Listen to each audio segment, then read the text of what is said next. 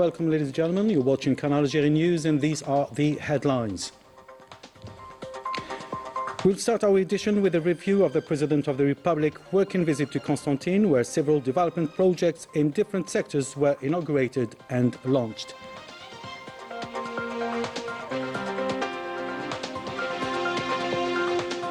The President of the Republic reiterates the urgent action on debt issues, stressing the need to reform international financial organizations to ensure fair presentation of developing countries and the African continent, in a message to participants of the G20 summit in Johannesburg.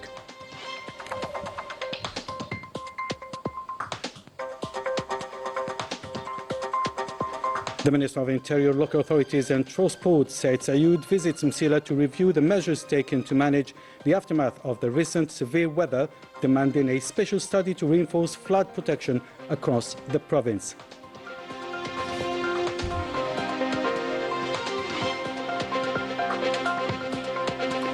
And in Morocco, the first rains of the season reveal the fragile condition in Douar et Azouz. Damaged roads and flooded schools fueled local population frustrations as they call for a decent standard of living amid unresponsive Mersin regime.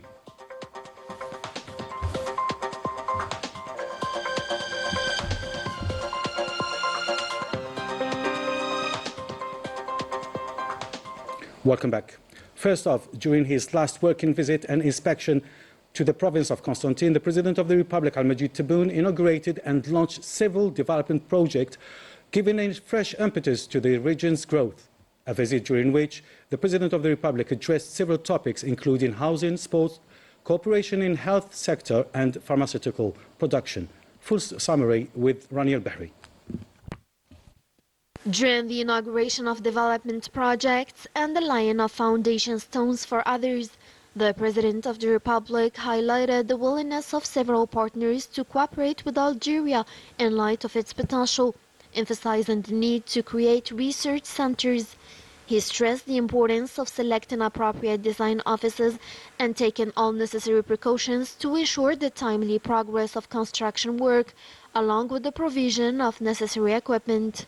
أقول وأكرر مرة أخرى هو إنجاز خاص وخاص جدا، لأن فيه البحث، فيه تعليم الطب، وفيه الاستشفاء. التجربة أعطت أن بقدر ما يكون مستشفى جامعي بافيونر،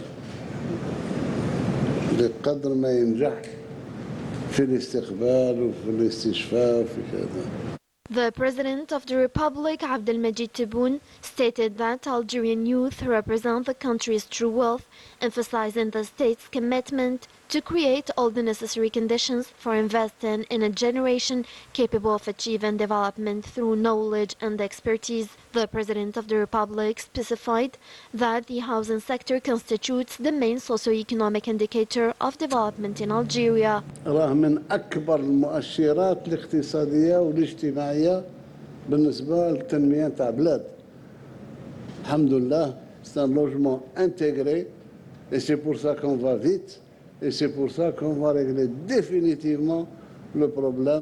The President of the Republic also emphasized the need to give due importance to the architectural and cultural heritage of Constantine province, alongside the implementation of development projects, committing to meet all the province's development needs. Algeria's participation at the G20 summit did not go unnoticed. With joint goals and similar views shared by Algeria and South Africa, Algeria is now an active member in reshaping the reality of the continent. Report by Kamal Swig, taken up by Manel Boubacara. Inspired by the wise words of Nelson Mandela, it is time for the African continent to regain its rightful place. The President of South Africa began his powerful opening speech at the first G20 summit, a summit organized with the support of Algeria, a country that has never ceased to defend the interests of the continent, supporting its people and protecting its sovereignty. The message from the President of the Republic, Al-Majid Tebboune, for the participants was very clear. The reforms of the global financial system are a necessity, and the sovereignty of African states is no longer negotiable. As for the contradictions, they are of the past, as it is time to take action for a continent capable of facing the challenges of its nations. Far from the slogans of the current situation, economic development, energy transition, food security, and the use of artificial intelligence for the growth of the nations are some of the highlight topics presented for discussion on this agenda. This 20th summit is now based on concrete measures presented by the Committee of African Experts who share one goal: a better Africa for all.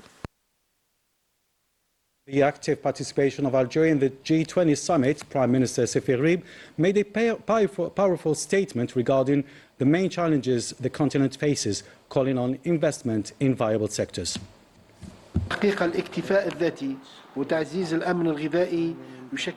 Achieving self-sufficiency and enhancing food security are priorities in Algeria, which in recent years has experienced exceptional growth in agricultural investment, particularly in the south of the country, through partnerships with neighboring and brotherly countries. From this stance, we call on the G20 countries to establish partnerships with African countries in order to develop agricultural and livestock production and reduce famine and food crisis. والحد من ظاهرة الجوع والأزمات الغذائية.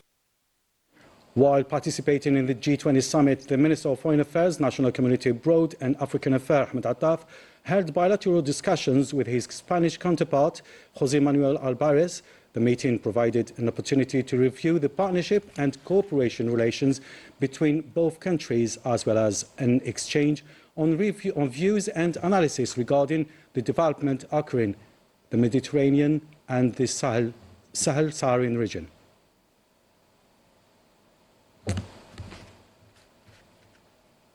The Minister of Interior, Local Authorities and Transport visited the province of Msila on Saturday to review the measures taken to manage the aftermath of the recent severe weather, alongside with an allocation of 495 million dinars for the development of Sidi Isa urban area and the dredging of waterways. Said Sayud commissioned at the same time a special study to strengthen flood protection for 9 districts across the province of Msila.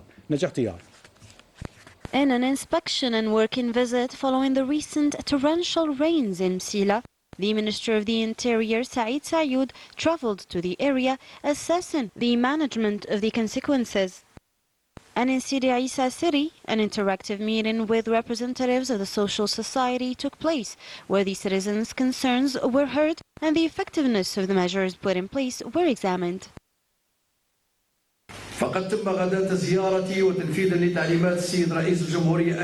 Following the instructions of the President of the Republic, 9 affected families in the province of Msila have been rehoused. These families were immediately evacuated from their homes, which were classified as red zone after the heavy rainfall recorded in the region. Assuring to personally oversee developments on the ground, the Minister of the Interior examined firsthand the extensive damage left by the recent bad weather in the province.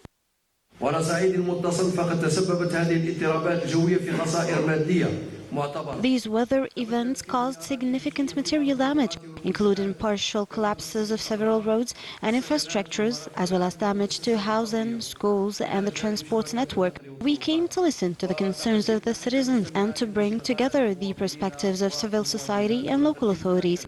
We are determined to restore the city and return it to its former glory. I commit to personally monitoring the development of the situation in Sidi Isa and the province of Msila in general.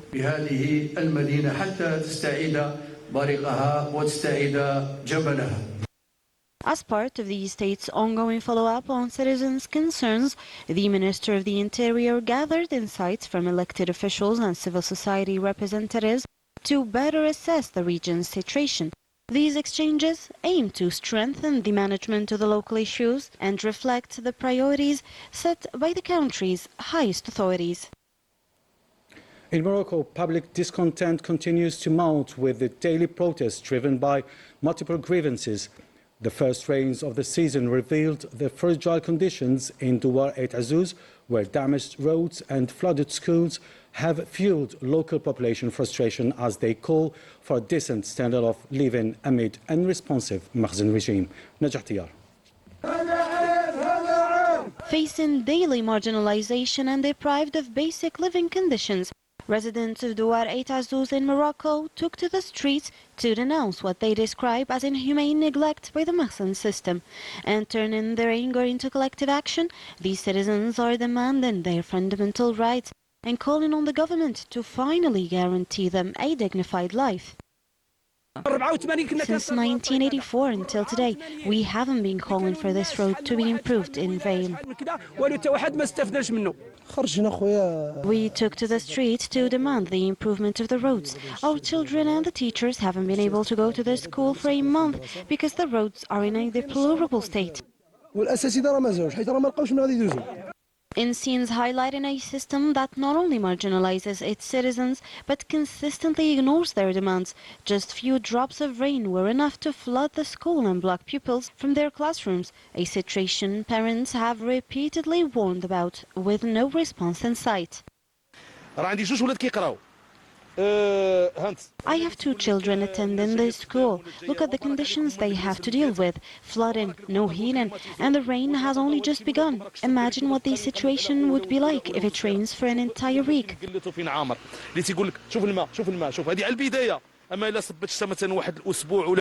Despite sinking deeper into unprecedented hardship under the persistent indifference of the Mahsen system, the inhabitants of Douar et Azouz continue to fight for their right to a decent life, and their struggle persists, as they say, even if their calls go unanswered. The Smara refugee camp holds the third edition of the International Solidarity Forum with the presence of countless experts, all promoting peace in the region, reaffirming the legitimacy of the Sahrawi cause. Manal Boudaga. The third edition of the International Forum for Peace in Western Sahara, held at the Samara camp, was marked by the slogan, "We meet in order to show solidarity and we speak in order to unite." Researchers, experts and activists from around the globe reaffirmed their support to the Sahrawi cause, making this event a genuine space for dialogue, exchange and mobilization in favor of a lasting political solution. The forum highlighted the theme of human and international solidarity in support of just causes through conferences and presentations led by specialists.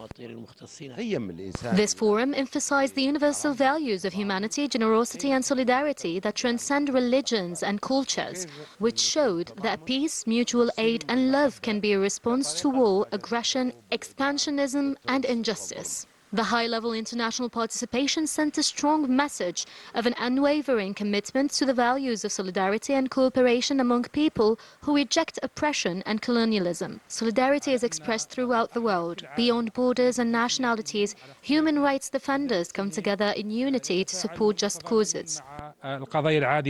We are here to provide medical support, deliver targeted training and to express our solidarity with the Sahrawi people in their struggle. We come from Venezuela carrying a message of peace and love, which serves as a reminder that all people can live united. It's been very touching to hear what the Sahrawi people... The experience of the Sahrawi people bears witness to the strength of a nation that marked history. The forum that is 3 days long serves as an expertise exchange platform for the Sahrawi people and their right to self-determination. And we wrap up our edition with these breathtaking footages from the eastern city of Sétif, which just experienced its first snowfall of the season, with a light 3 to 4 centimeters layer of powder settling on streets, cars and trees, giving a city fresh winter look, despite the brief, gentle nature of the flurry. And now I let you enjoy these beautiful images captured with care by our cameraman Ikhlaf Walid. For now, that was it for tonight. On behalf of all the team that made this broadcast possible, I do thank you for watching us.